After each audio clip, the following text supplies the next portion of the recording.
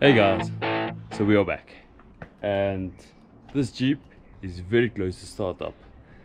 So in this video I still have a few things left to do, like all the boost pumps, the coolant pumps, the transmission lines, double checking everything, putting in oil, putting in the air filter, the power steering fluid, the coolant, and then we are ready to start up. So let me finish off all these things, and then we see if this new engine that I rebuilt is going to run.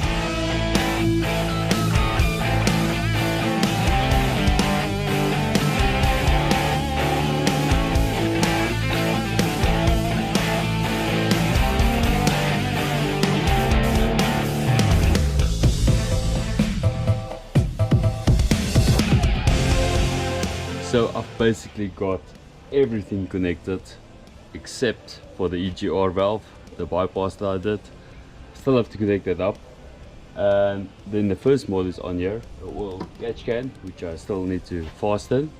I need to add in oil now, I need to add in coolant now, and then I need to add in the power steering fluid so that we at least have a power steering. So anyways guys, that's what I'm gonna do right now, and then we really hope this engine runs and it runs well. So let's crack on with this.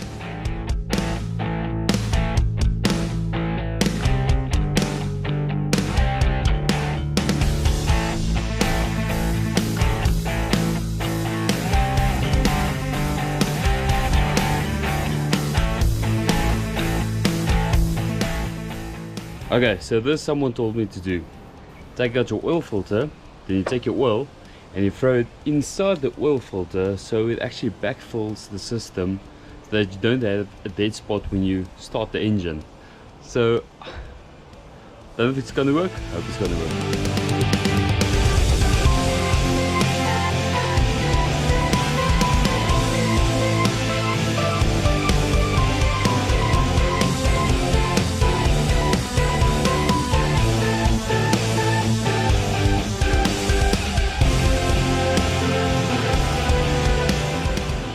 So next up is coolant. So I've got this amazing kit, which I'll put a link down below in the description, where you can purchase your own one. It's very inexpensive and it helps a lot to get all the air bubbles out. So now we're going to see if we can hold vacuum in our system. So first up, closing, opening this valve.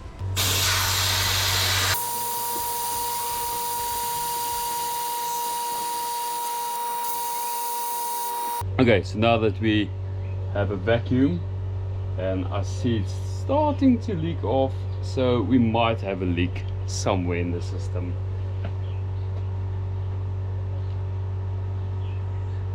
And I actually do hear it. I hear it right here.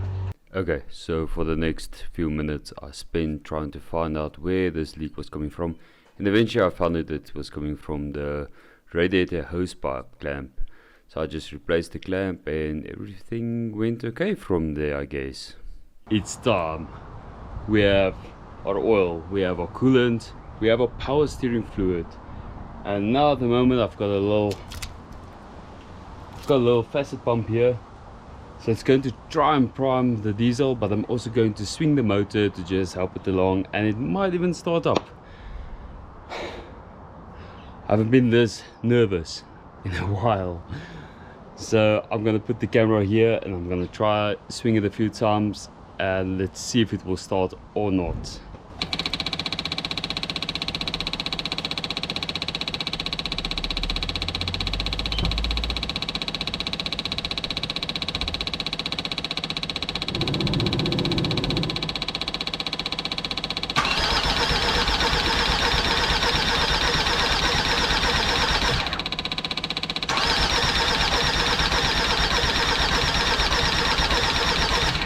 I'm struggling to get fuel from the tank, which has fuel in because I did put 20 liters extra in there, to the filter.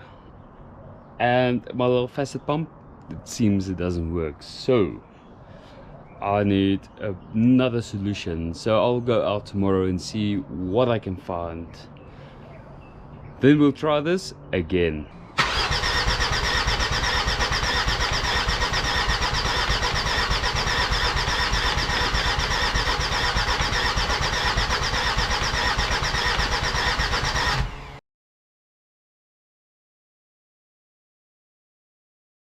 Okay guys, I had some time to think about it last night, and I think that my injectors are stuffing me around. So I'm gonna go and take these out and put in my old ones again, which I know was working, although they might not be 100% correct. At least then I'll know where to reference it to and maybe get a return on my injectors that I bought or whatever. So anyways, let's do that.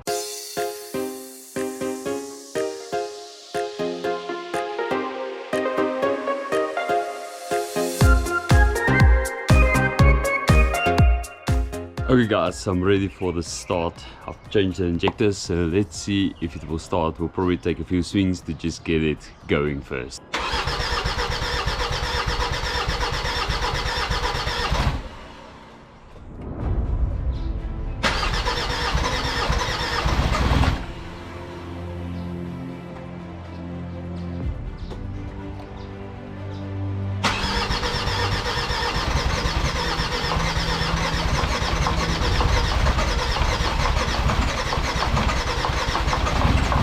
At this point, I was so nervous. This engine just don't want to start.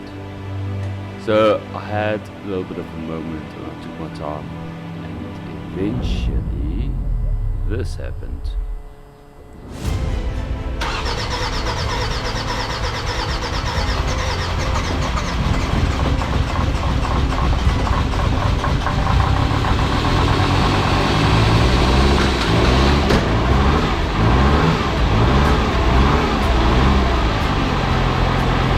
It runs. It sounds good as well.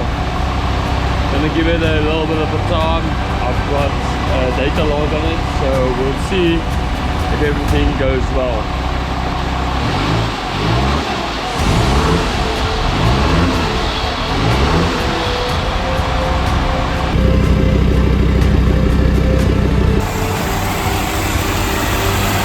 Okay guys, she sounds amazing.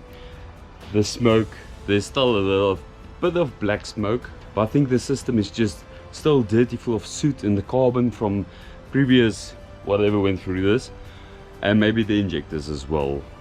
But anyways guys, I do have a small coolant leak right on this one pipe, so I first need to fix that before I can take it out for a test drive.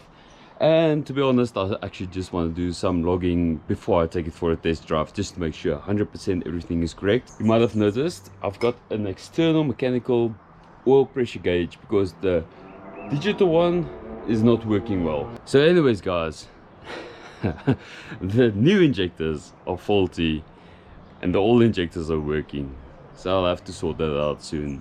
But at least the engine I rebuilt doesn't have a miss, it doesn't have a knock. It sounds awesome. You guys, you won't believe this. So I took the Jeep out just for a little bit of a drive around the block, and then this happened.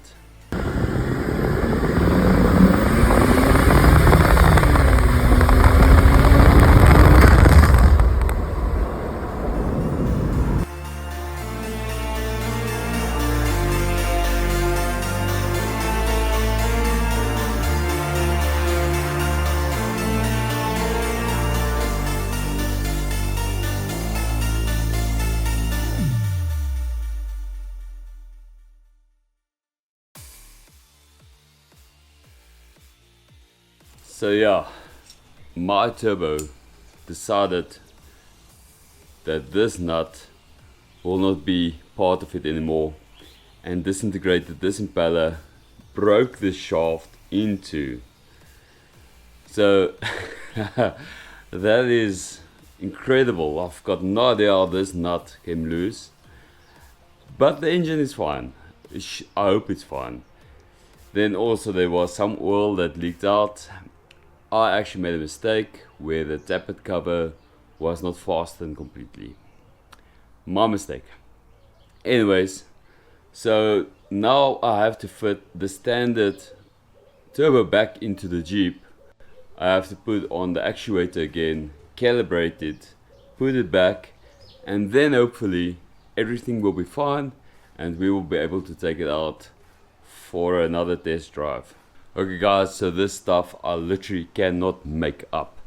my stock turbo that I took out of the old engine has seized, and I don't know how. It's just been laying in the garage and it just seized. So this means I have to go and buy another turbo now. So that's gonna be a week or two again. So unfortunately I can't wait that long for this turbo. So I've got that on order. So this will not be the last video of this Jeep. Anyways guys, thank you for watching. Remember to hit the like button and subscribe button down below. Keep safe. Cheers.